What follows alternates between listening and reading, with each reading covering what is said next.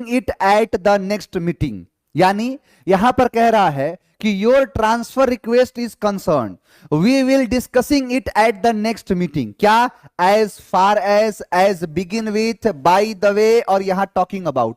यही सारे सवाल आपके एग्जाम में आते हैं और आप लोग हो जाते हैं कंफ्यूज, एकदम कंफ्यूजिया जाओगे। कंफ्यूजियाना नहीं है।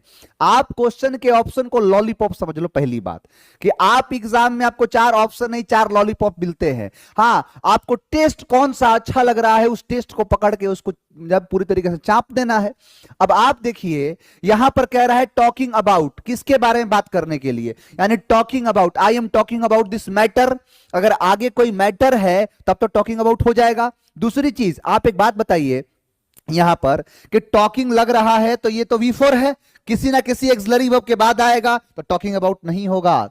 बाय द वे का मतलब होता है कि बाय द वे क्या कहता है कि बाय द वे, यानी बाय द वे अगर ऐसा है तो यहां पर कह रहा है कि your transfer request is concerned, कि तुम्हारे ट्रांसफर करने के जो रिक्वेस्ट को कंसर्न्ड किया जा रहा है, सोचा जा रहा है। कंसर्न्ड का मतलब होता है ध्यान देना। अब सुनो मेरी बात ध्यान से, तुम लोग ध्यान दो।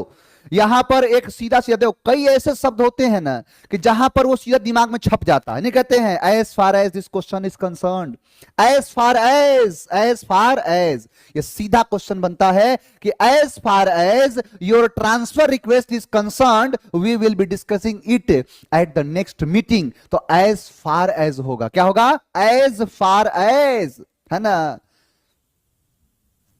हाँ, आप ही तो इंग्लिश